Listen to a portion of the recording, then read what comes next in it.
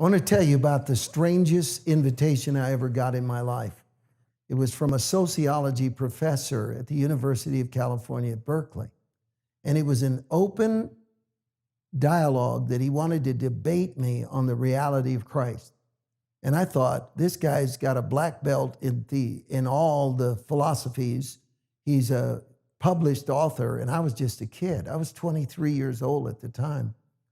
And so I didn't, it was like going to a public execution. I wasn't going to do it. It was in a large hall, actually could seat about 700 students. And he just wanted an open debate on the reality of Christ. I had no reason to accept that. I was not prepared. I couldn't in any way debate my way out of a wet paper bag. But after I prayed, I knew I was supposed to go. I didn't even know what I was going to say.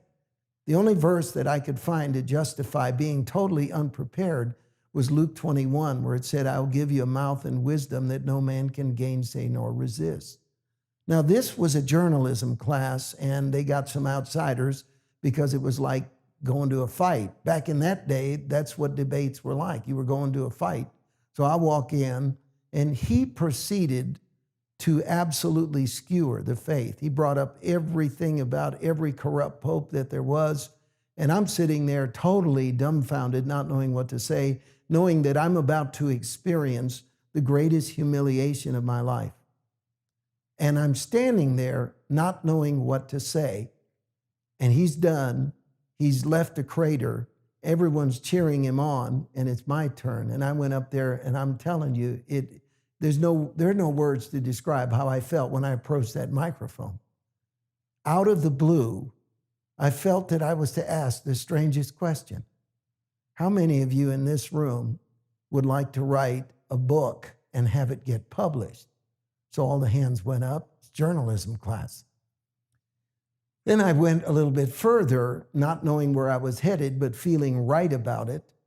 I said, how many of you would like that book to be a bestseller? And again, all the hands went up.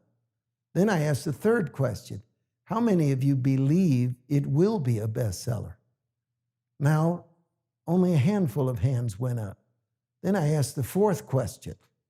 I said, how many of you believe that you will write a bestseller and can tell me definitively that after you're dead, it will still be a bestseller?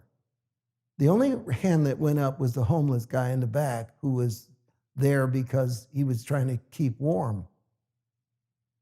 Then I told them, Jesus said in Matthew 24, verse 35, heaven and earth will pass away, but my word will not pass away.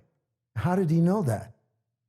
How did he know that 2,000 years after he was on earth, that his book would be still the best-selling book in the whole world and continues to be in this moment?